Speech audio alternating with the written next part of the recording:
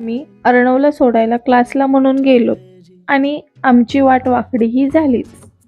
कशी ते आता तुम्ही बघतच आहात. मेन म्हणजे तुळशीबागेत यायला कारण जरी नसलं लागत तर वेळ मात्र लागतो आणि आम्हाला 1 तासाचा वेळ हा मिळाला होता.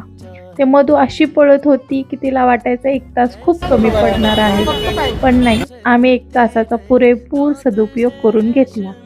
आणि हेअरबँड तिला खूप प्रिटी वाटले, पण घेण्याची काहीच कारण नव्हती तरी घेऊन घेतले. हीच तर खासियत आहे तुळशीबागची. आता हे जे तुम्ही कानातले पाहिले ते देखील तिने घेतले. आता तिने हे टी-शर्ट देखील पाहिले आणि तिने अर्णवसाठी हे खरेदी केले, जे की आता ते उन्हाळ्यासाठी तिला उपयोगी होणारच होते. नंतर आता तिला हे दिसले पाउचेस. तिचं असं होतं की घेऊ का नको, घेऊ का नको, तर तिने ते घेतले नाहीत.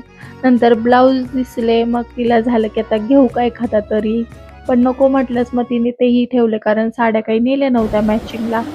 नंतर मग तिने तिथं आयलाइनर घेऊन घेतला लोकल आणि आम्ही तिथे एका 1 ग्रॅम ज्वेलरीच्या शॉपमध्ये शिरलो. मग तिथं खूप काही ज्वेलरी पाहिली, पण तो कोल्हापुरी साज जो तुम्हाला ते 2 दाखवले तर ते ऑफरमध्ये होते म्हणून ते घेतले. नंतर तिने तिच्यासाठी मंगळसूत्र घेतले, कानातले घेतले आणि आम्ही तिथून सरळ निघालो अर्णवला पिकअप करण्यासाठी.